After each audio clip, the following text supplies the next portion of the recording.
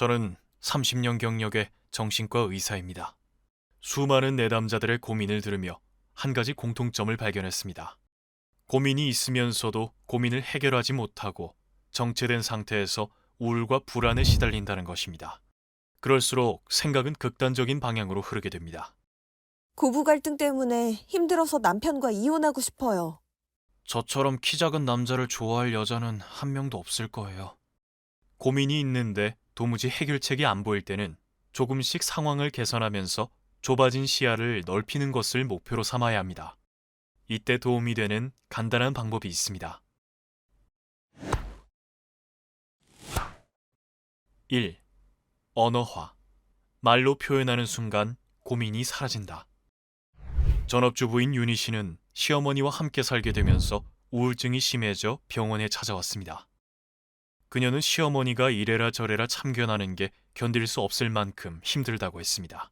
상담을 하는 1시간 내내 고민을 쏟아냈습니다. 그런데 이야기를 하면 할수록 윤희 씨의 기분은 상당히 나아진 것처럼 보였습니다. 그 이유는 무엇이었을까요? 강압적인 시어머니 때문에 고민 상담을 하러 왔지만 그녀의 진짜 고민은 그게 아니었기 때문입니다.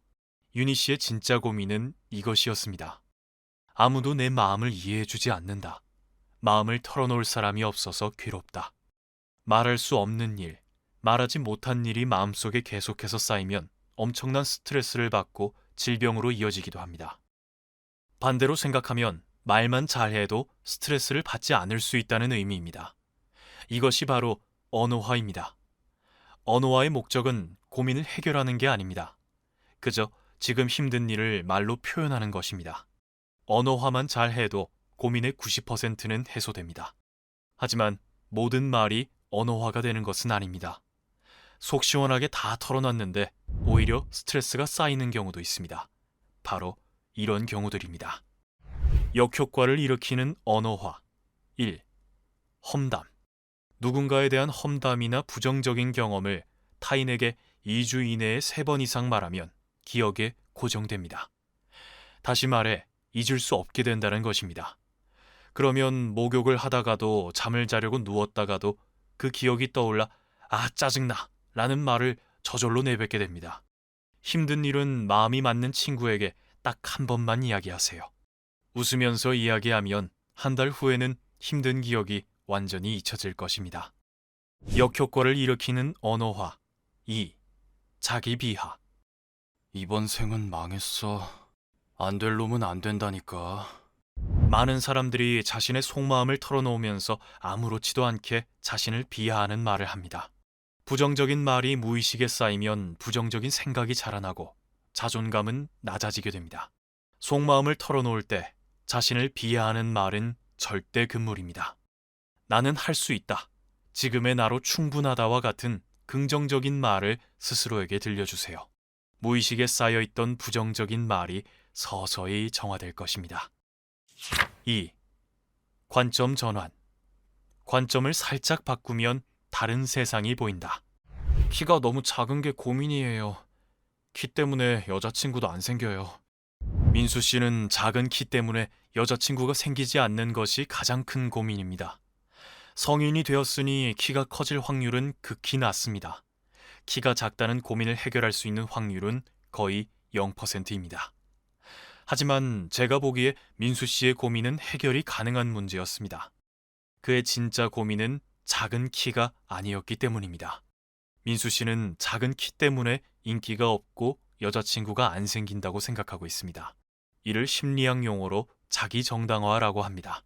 인생이 잘 풀리지 않을 때 모든 원인을 콤플렉스 탓으로 돌리는 것이죠. 이럴 때는 고민을 재설정해야 합니다. 내가 정말 걱정하는 것은 무엇일까? 이런 질문을 통해 고민을 재설정하면 진짜 고민은 여자에게 인기가 없다는 것이라는 사실을 깨닫게 됩니다. 인기 있는 사람이 되려면 키 말고 다른 장점을 키우면 됩니다.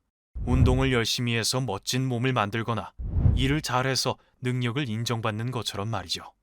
내가 진짜 고민하는 것이 무엇인지 질문해보면 해결이 불가능한 고민을 해결이 가능한 고민으로 바꿀 수 있습니다. 그러면 걱정의 굴레에서 벗어나게 됩니다. 3. 행동화. 지금 내가 할 수 있는 일을 하면 고통이 줄어든다. 준호 씨는 아내가 성격을 바꾸면 좋겠다고 말했습니다. 아내가 온화한 성격이 되었으면 좋겠어요. 하지만 타인의 성격을 바꾸는 것은 불가능합니다. 따라서 상대를 바꿀 수 있는 방법이 아닌 내가 할 수 있는 것에 집중해야 합니다. 이럴 때 생각을 바꿔주는 마법의 단어가 있습니다. 그건 그렇고 지금 내가 할 수 있는 일은? 그건 그렇고라는 말은 긍정도 부정도 하지 않습니다. 사실을 있는 그대로 받아들이게 만들면서 생각을 한 단계 높은 차원으로 끌어올려 줍니다. 그러면 고민을 해결하기 위해 내가 할 수 있는 방법들이 보입니다. 예를 들어 아내의 성격을 바꾸는 건 어렵지만 아내를 욱하게 만드는 나의 행동을 줄일 수는 있습니다. 아내는 자주 욱한다. 그건 그렇고 지금 내가 할 수 있는 일은? 아내를 욱하게 만드는 나의 행동을 줄인다. 집안일을 함께한다. 술 마시고 늦게 들어오지 않는다. 현재, 지금의 나에 초점을 맞춰 생각하면 타인과 관련이 깊은 고민일지라도 자신의 노력에 따라 개선할 수 있는 부분이 보입니다. 지금 내가 할 수 있는 일을 하면서 생각을 조금씩 넓혀간다면 절대 풀리지 않았던 고민도 쉽게 해결할 수 있습니다. 나도 몰랐던 내면의 상처까지 치유하는 언어의 심리학. 말로 표현하면 모든 슬픔이 사라질 거야. 이 콘텐츠가 도움이 되었다면 구독과 좋아요를 눌러주세요.